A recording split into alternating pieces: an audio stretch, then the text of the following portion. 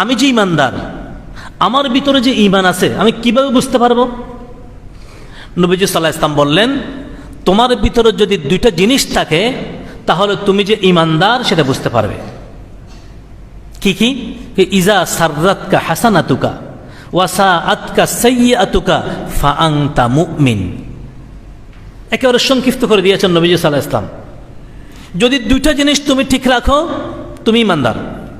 এক নম্বর, ইজা সাররাতকা হাসানাতুক, যে কোনো ভালো কাজ করার পর যদি অন্তরে খুশি আসে। সামান্য একটা ভালো কাজ করেছি, রাস্তা দিয়ে হাঁটতেছি, একটা কলার ছিলকা পড়ে আছে, সরাই দিলাম, মনে খুশি আসে কিনা দেখি। একজন গরিব মানুষ হাত পাতছে, তার হাতে 2টা টাকা 5টা টাকা 10টা টাকা দিলাম, মনে একটা ফরহাত খুশি লাগে কিনা। আমি একবার সুবহানাল্লাহ বলতে পারলাম, আল্লাহর কুদরতে পায়ে একটা সেজদা করতে পারলাম, সেজদা থেকে উঠে মনে একটা খুশি আছে কিনা। যে কোনো ভালো কাজ করি, যে কোনো ভালো কাজ করার সাথে মনে খুশি আসে কিনা। রাস্তার বাম পাশে হাঁটতেছি, হঠাৎ করে শোনা, আরে রাস্তার বাম পাশে হাঁটাতে খেলাফে সুন্নত, ডান পাশে হাঁটাই সুন্নত, সাথে সাথে বাম দিক থেকে ডান পাশে চলে আসলাম, মনে খুশি আসে কিনা দেখেন, মনে খুশি আসে কিনা।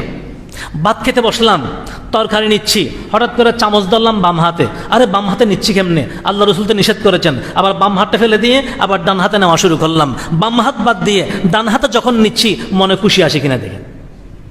পানি খাওয়ার সময় গ্লাসটা হাতে নিলাম বাম খাওয়ার জন্যে, চায়ের কাপ নিলাম হাতে, বাম হাতে খাবো, হঠাৎ করে স্মরণ আসলো, আর এটা তো বাম হাত। আমাদের নবীজি তো বলেছেন, কুল বিয়ামিনিক ওয়াশরিব বিয়ামিনিক, ডান হাতে খাও, ডান হাতে পান করো। কেন? ফাইন্না শাইতানা ইয়াকুলু বিশিমালিহি ওয়া ইয়াশরাবু বিশিমালিহি ওয়া ইয়াখুযু বিশিমালিহি।